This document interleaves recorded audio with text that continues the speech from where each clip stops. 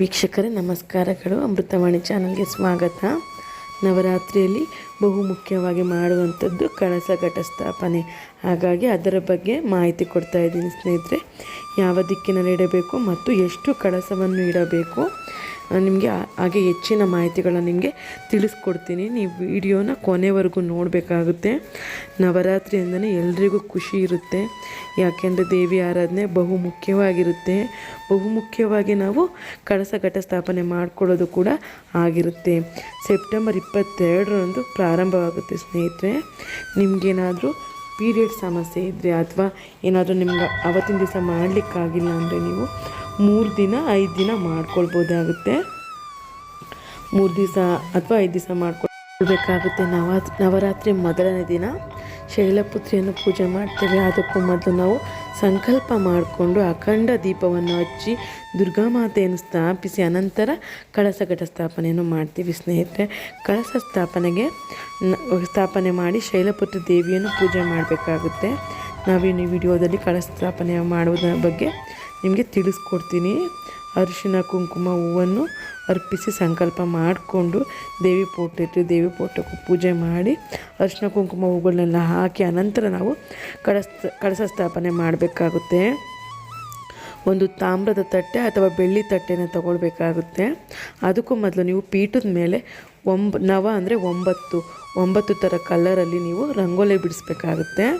ನೀವು ಅದಾದಮೇಲೆ ಅಕ್ಕಿನ 3 ಇಡಿ ಅಕ್ಕಿನ ತಾಮ್ರದ ತಟ್ಟೆ ಅಥವಾ ಬೆಳ್ಳಿ ತಟ್ಟೆ ಒಳಗಡೆ ಹಾಕಿ ನೀವು ಅದ್ರ ಮೇಲ್ಗಡೆ ನೀವು ಸ್ವಸ್ತಿಕ್ಕು ಮತ್ತು ಓಂ ಶ್ರೀಮ್ ಅಂತ ಬರೀಬೇಕಾಗುತ್ತೆ ಸ್ನೇಹಿತರೆ. ಬೀಜಾಕ್ಷರವನ್ನು ಬರೆದು ನೀವು ಕಳಸ ಸ್ಥಾಪನೆ ಮಾಡಿಕೊಳ್ಬೇಕಾಗುತ್ತೆ.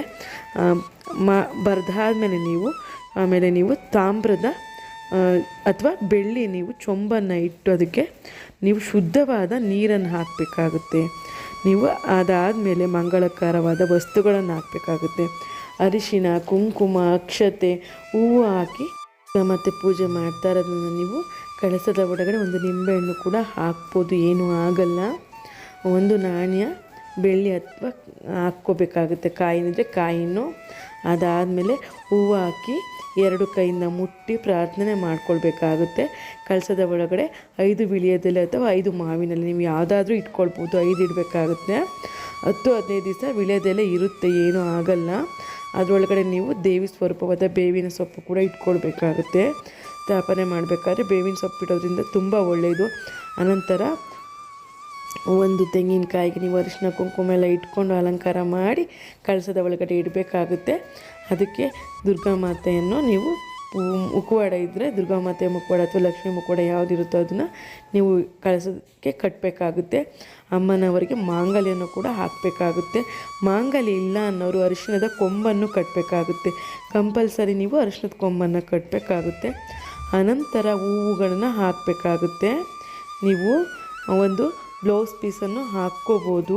ಈ ಕಳಸವನ್ನು ಮೊದಲ ದಿನ ಪ್ರತಿಷ್ಠಾಪನೆ ಮಾಡಿದ ಮೇಲೆ ವಿಜಯದಶಮಿ ಕಳೆದ ನಂತರವೇ ನೀವು ಕಳಸವನ್ನು ವಿಸರ್ಜನೆ ಮಾಡುವುದು. ಹಾಗಾಗಿ ನೀವು ಮಧ್ಯ ಕಳಸವನ್ನು ಅಲ್ಗಾಡಿಸೋದಾಗಲಿ ಜರುಗಿಸೋದಾಗಲಿ ದಯವಿಟ್ಟು ಆ ತಪ್ಪನ್ನು ಮಾಡೋಕ್ಕೆ ಹೋಗಬೇಡಿ.